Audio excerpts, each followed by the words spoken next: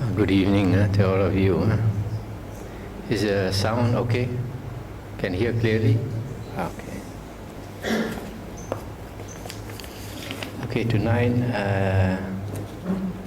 the topic of the talk is right view, and it is a very important topic in the Dhamma, the Buddha's teachings. Firstly, I like to say what is right view. Right view, there are two types of right view: worldly right view or mundane right view, and Aryan right view or supra-mundane right view. Worldly right view is explained in the suttas as understanding karma vipaka, the law of karma vipaka, that whatever actions we do intentionally has a result, vipaka. As you know, karma is intentional action through the body, speech or mind. So,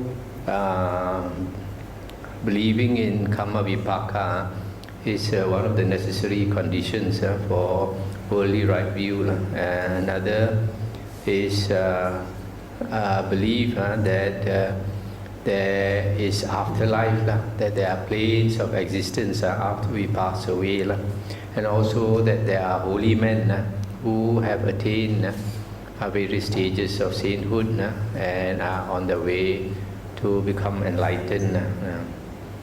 Now, Aryan right view is the first factor of the Noble Eightfold Path.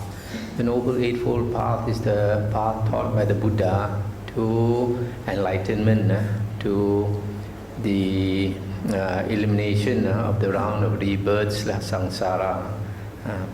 So, Aryan right view means the understanding the Four Noble Truths. And once you attain understanding of the Four Noble Truths, you have Aryan right view plus worldly right view.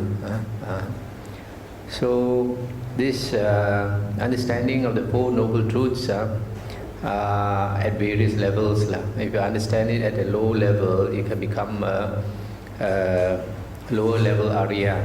If you understand it completely, then you have become Arahant, a liberated being. So what is this Four Noble Truths? The first one is the Noble Truth of suffering. The Buddha says that all existence is suffering.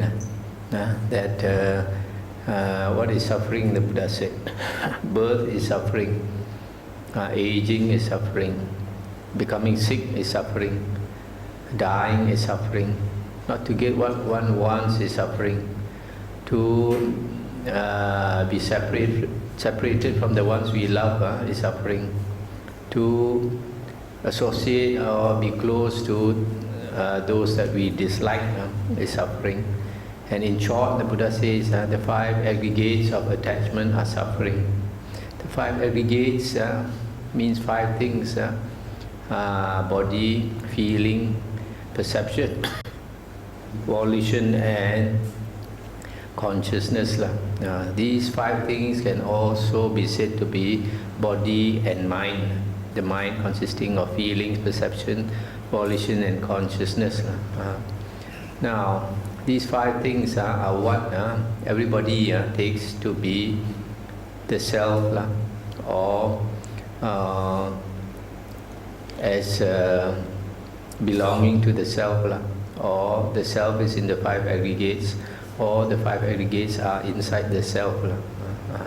So these five aggregates, we always, this body and mind, we always consider to be I or mine. So because of that, we attach to it.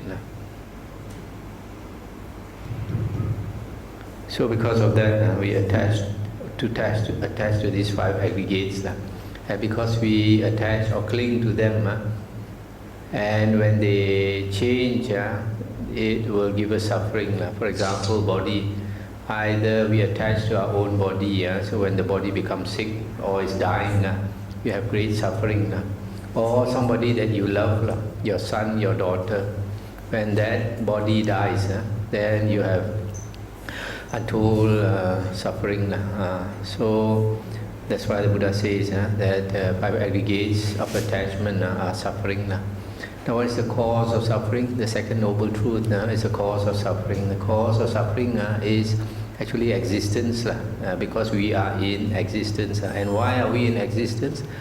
Because of craving, the Buddha says. Because of craving. That's why we come repeatedly into the world, because of craving. We cannot let go. When we die, we attach to life. We still have a lot of attachment. So craving is said to be the cause of suffering, the cause of samsara.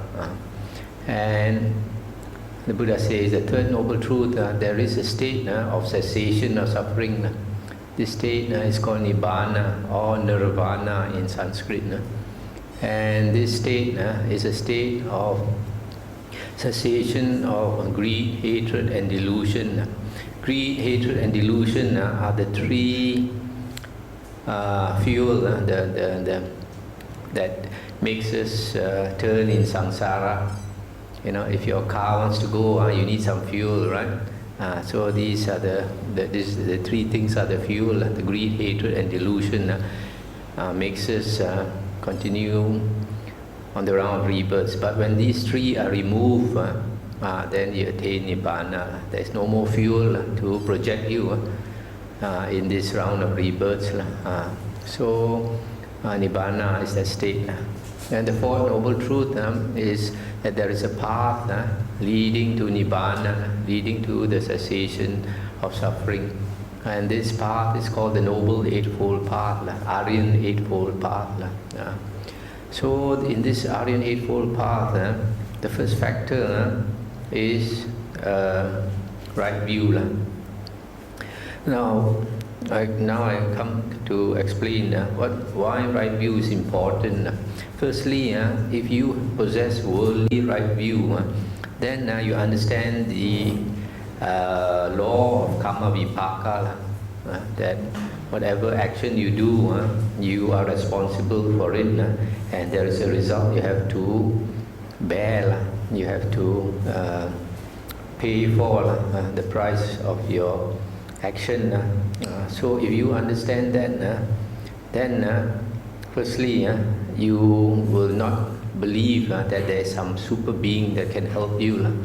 If there's some super being that can help you, the Buddha says, a compassionate being, then the hell would be devoid of suffering beings, right? The ghost realm will be devoid of suffering beings. Every night, the ghosts are crying out. The hell beings are being tortured. They're crying. Who is helping them? We like to think that there's some being that can help. People tend to believe what we like to believe. So that's partly because our mind is not developed. That's why we learn the Dhamma and then we meditate to develop our mind. So that's the, once you have fully right view, you understand the importance of the law of karma vipaka, then you'll be afraid of doing wrong actions. You'll be afraid of doing evil actions that harm others. So some people who believe in super being, they think only when you believe in a super being that you won't do evil. It's not true. Buddhists, we believe in this natural law of karma vipaka. And this natural law is enough to frighten us already.